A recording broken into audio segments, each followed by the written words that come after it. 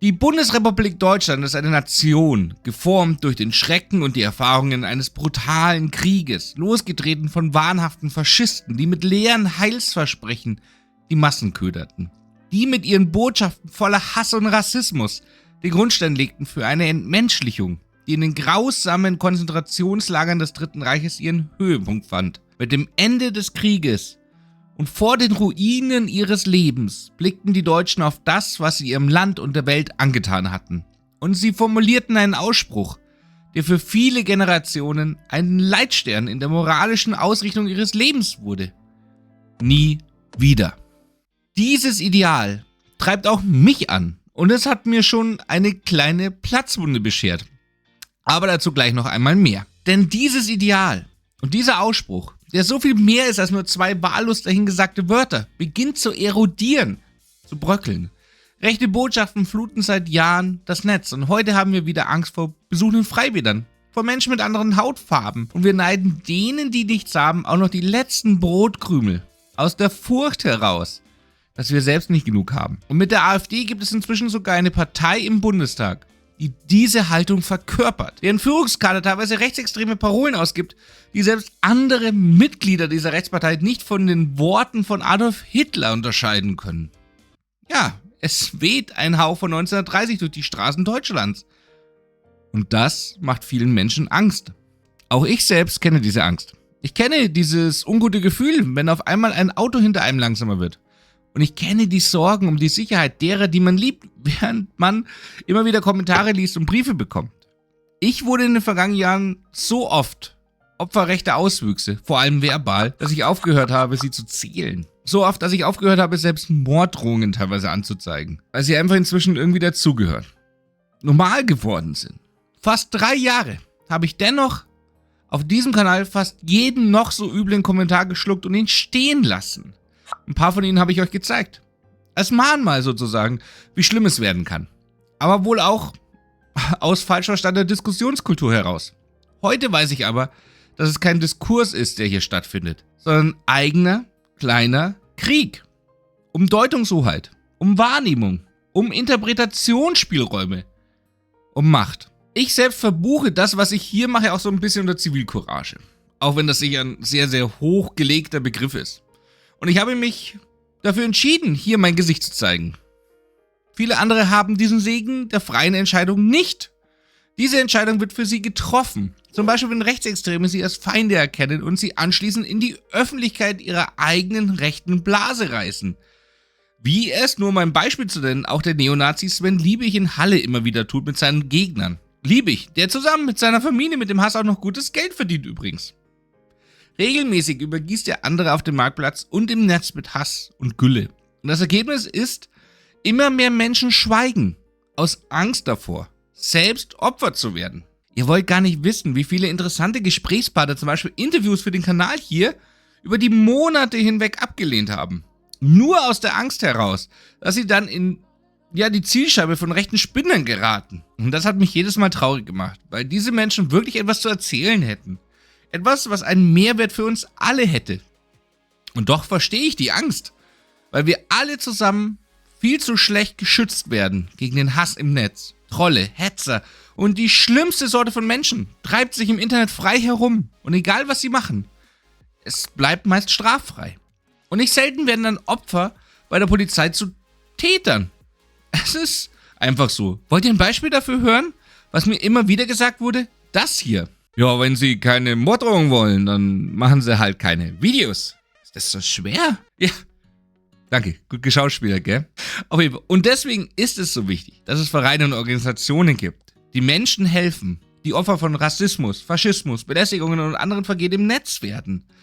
Und auch die Bundesregierung hat das wohl durchaus so erkannt. Denn in ihrem Koalitionsvertrag hat sie folgenden Satz verankert. Ich zitiere da mal, Seite 95. Wir werden die Arbeit zur Bekämpfung von Rechtsextremismus und Rassismus fortsetzen, inhaltlich weiterentwickeln und sie nachhaltig finanziell absichern. Wir entwickeln eine Strategie für gesellschaftlichen Zusammenhalt, Demokratieförderung sowie Extremismusprävention.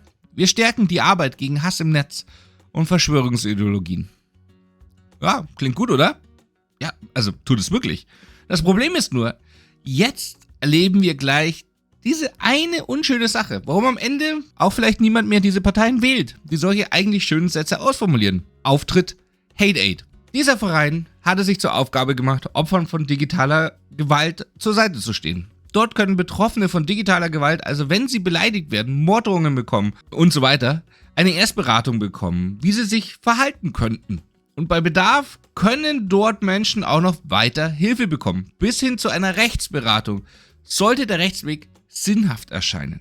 Gleichzeitig ist Hate Aid aber auch eine Art Lobbyverein und versucht, eine starke Stimme zu sein für die Rechte von uns allen im digitalen Raum. Vor allem auf das Recht auf körperliche und geistige Unversehrtheit. Man könnte also die Schablone nehmen, die die Koalition aufgezeichnet hat, auf Hate Aid legen und feststellen, das passt. Und genau deswegen wird das Ganze jetzt nicht weiter finanziell abgesichert. Um es in der Sprache der Politik zu sagen. Oder auf Deutsch, das Justizministerium hat aus Spargründen Hate Aid die Förderung gestrichen und nimmt dem Verein damit 600.000 € im Jahr und bedroht damit aktiv die Existenz von Hate Aid. Wenn man überlegt, dass erst in diesem Jahr genau diese Truppe den Theodor-Heuss-Preis erhielt. Diese Auszeichnung ehrt den Einsatz für mehr Demokratie in Deutschland. Wenn wir also ganz spitz formulieren wollen, dann spart die Bundesregierung an der Demokratie im Land. Und dabei geht es um Peanuts, wenn man überlegt, dass man für die Bundeswehr 100 Milliarden € locker gemacht hat. Wollt ihr wissen, wie viel die Förderung von Hate Aid da im Vergleich ausmacht? 0,0006%. Nur um da mal ein Verhältnis zu schaffen. Die Arbeit von Hate Aid und anderen, wie zum Beispiel auch der Amadeo Antonio Stiftung, ist eben unfassbar wichtig. Auch wenn man sie vielleicht nicht unbedingt im breiten Mainstream wahrnimmt. Das bestätigen alle, die sich mit dem Thema Hass, Rassismus, Faschismus, Antisemitismus und Fake News auseinandersetzen. Und alle, die genau diese abartigen Mittel in ihrem Werkzeugkasten haben, verneinen eben genau den Nutzen dieser Organisationen. Was ebenfalls eine Bestätigung der Wirksamkeit dieser Organisationen ist. Ich könnte so viele Geschichten erzählen, die meine Erfahrungen widerspiegeln. Aber ich möchte vielleicht eine jetzt heute hier herausgreifen, die zeigt, wie rechter Hass wirken kann. Vor vielen Jahren nämlich war ich nicht der lustige Wolfi im Internet, der über viele Dinge auch beherzt lachen kann, sondern ich war der deutlich jüngere Wolfgang, der sich ernster genommen hat, der etwas verändern wollte und sich politisch voll reingeworfen hat. SPD, Antifaschismus, Demonstrationen, Reden, Ausstellungen und so vieles mehr. Es ging mir ums Kämpfen, ums Aufzeigen, um das nie wieder. Doch eines Tages, das war schon recht spät und ich war auf dem Weg von meiner damaligen Arbeitsstelle zum Bahnhof. Da hörte ich hinter mir das Bremsen von einem Fahrrad. Ja, erstmal nichts Ungewöhnliches auf einer befahrenen Straße. Doch dann spüre ich den Tritt in meinem Rücken, der mich nach vorne stolpern lässt, der mich auf den Boden fallen und mit dem Kopf gegen einen Handlauf schlagen lässt. Ich werde angespuckt und dann verschwindet der Radfahrer einfach in der Nacht. Und wäre ich nicht angespuckt worden, hätte ich in dem Moment vermutlich gedacht, dass es einfach nur ein Unfall war. Doch später an dem Abend, inzwischen bin ich daheim und habe Zeit darüber nachzudenken, schreibt mir jemand auf Facebook. Nur, dass ihr mal wisst, wie lange das schon her ist. Die Nachricht geht ungefähr so, aus dem Gedächtnis. Hey, du kennst mich nicht, aber ich kenne dich. In der Facebook-Gruppe so und so ist ein Bild gepostet worden, wo du arbeitest, wo du wohnst. Und ich bekomme Bilder von mir gezeigt. Bilder von Zeitungsartikeln, die in einer Facebook-Gruppe gepostet wurden. Und ich lese Worte wie linke Zecke, fetter Bastard. Und ich sehe Kommentare, die andeuten, dass man den fetten User doch am besten aufhängen sollte. Wenn man einen Strick findet, der stark genug ist. Weil so vorausschauend waren die damals dann schon noch. Ja, auf jeden Fall wird mir dann in diesem Moment richtig, richtig schlecht. Und da wird mir eines klar. Das sind Nazis, die da schreiben. Leute, die wohl das Compact-Magazin von Jürgen Elsässer lesen. Weil gegen genau dieses Blatt war ich kurz davor vorgegangen und habe lokale Händler darauf hingewiesen, was sie da genau verkaufen. Die lokalen Zeitungen berichteten und kurz darauf auch das Compact-Magazin selbst. Und sie waren zwar zu blöd, meinen Heimatort von meiner Facebook-Seite richtig abzuschreiben. Andere waren jedoch schlauer als die Redakteure dieses Schundblattes. Und in geheimen Gruppen, direkt auf Facebook, redeten sie darüber, dass man mich hängen sollte eben. Und nur Tage später schlug ich im Kopf gegen eine Metallschiene. Hass im Netz ist nicht die finale Ausprägung, Freunde. Es ist der Zündfunken. Wenn wir anfangen, diejenigen, die einen Eimer mit Wasser bereithalten, diesen Eimer wegzunehmen, dann müssen wir uns nicht wundern, wenn es irgendwann mal richtig brennt. Und wir sollten uns nicht wundern, dass in Deutschland keine Zivilcourage mehr existiert, wenn wir diese nicht aktiv fordern, fördern und belohnen. Und die Entscheidung der Bundesregierung, die immerhin von der SPD geführt wird, der Partei, die am allermeisten weiß, was Hass am Ende bedeutet, Hate Aid nicht mehr zu fördern, ist genau das. Das Trockenlegen der Feuerwehr. Und das sollte man der SPD vielleicht noch einmal sagen. Und am besten seinen lokalen Abgeordneten. Wer für einen zuständig ist, findet man heraus, wenn man auf der Homepage der SPD-Fraktion.de auf Abgeordnete klickt und dann auf A bis Z. Und dort im Suchfeld findet man direkt, wer für einen zuständig ist, sofern man seine Postleitzahl eingibt. Praktisch. Und was schreibt man jetzt solchen Leuten? Dafür hätte ich nämlich einen Vorschlag für euch. In den Kommentaren und in der Videobeschreibung findet ihr einen kleinen Mustertext, zumindest den Link zu der Datei, bei dem ihr am Ende nur noch die Namen austauschen müsst. Das kann ich leider nicht für euch machen. Zumindest sofern euch nicht selber einfällt, was ihr schreiben wollt. Also es ist nur eine Inspiration.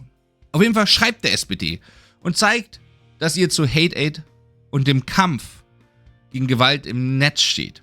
Und solltet ihr noch überlegen, wohin ihr euer Geld bringen könnt, welches ihr bei euch unter dem Kopfkissen lagert und es schon herausquillt, kann passieren, dann freut sich die Truppe von Hate Aid auch über eine Spende. Da bin ich mir wirklich sicher. Und das muss man hier an der Stelle auch sagen. Das alles sage ich hier ohne Sponsoring, ohne Deal, ohne Absprachen, ohne alles. Sondern weil es mir wichtig ist. Und ich hoffe, es ist euch auch wichtig genug. Danke für eure Hilfe. Und wenn ihr mir ein bisschen helfen wollt, dann teilt doch dieses Video einfach an eure Freunde und Feinde. Lasst ein Like und ein Abo da. Und drückt die Glocke. Zudem gibt es auch die Möglichkeit einer Kanalmitgliedschaft, welche schon viele großartige Menschen eben auch nutzen. Genau. Ja, die hier nämlich. Ja, großartige Menschen. Vielen Dank nochmal. Und vor allem, schaut doch gerne mal, ja, auch hier rein, wenn ihr noch mehr sehen wollt. Wir sehen uns bald wieder. Bleibt untot. Vielen Dank für eure Aufmerksamkeit. Euer Wolfi.